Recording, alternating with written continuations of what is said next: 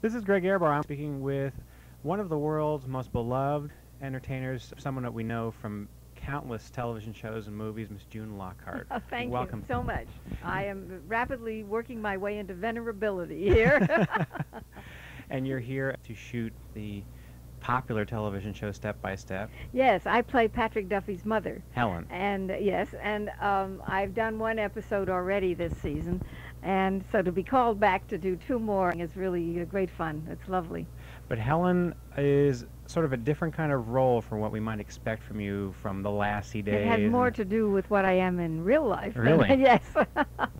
How would you describe her? Helen, I think, is quite vital and full of fun and energy, and really has a line on the love of both the main characters, which of course are played by Suzanne and Patrick. Mm-hmm. She's a realist, and I think she's got a lovely sense of humor, and she likes to date. So she's a well-rounded person. And so are you. I thought I knew a lot about you, but in finding out more, I really... Oh, they sent you my bio, yes, did they? And it oh, yes. Oh, my gosh. Jolly? You have just done all kinds of things. Yes, and, well, see, I am blessed with great intellectual curiosity, and I just, if something intrigues me or piques my curiosity, I just go after it. Even if it's riding a camel. Yeah, riding a camel or hanging out with the astronauts at NASA. Do the astronauts ask you about Lost in Space? Do you know that when I'm down there, it is amazing to me, not only the astronauts, but the number of people that I meet around there at the Houston Space Center, people who are physicists and scientists and people who work in the pool area for where they practice for the EVAs, the extravehicular activities. And all these people, and they all say that watching Lost in Space made them know what they wanted to do when they grow up. Well, I find that extraordinary because, you know, an actor gets a script, you learn the lines, you go say them, and then you go home and wait for the check to arrive. And it really, to think that people are making career choices because of a show you're in, it sort of boggles the mind. But what a compliment. Of course, they treat me like a duchess down there. Oh, it is heaven. They've taken me on the floor of Mission Control. Wow. During a shuttle flight. Last time I was there, Bill MacArthur, the astronaut who was handling the phone stuff, said, "Would you like to speak to them?" Oh, my God. So he patched me through, and I was able to talk to them. While they were in space? While they were in space, yes. Boy, you know, and it's awesome. Fact following fiction. Yes, absolutely. And they were just darling, of course. And it was, the commander was Cabana, I believe. And the flight director, of course, was just lovely, too, on the ground. And it's really wonderful. And the way this all started, years ago, my father wrote a song called The World is Waiting for the Sunrise. Exactly. Yes. He wrote it in 1919. And so it had... once they started, you know, having the shuttle flights and the music is played to wake them up, I thought that would be a great song to wake them up one morning.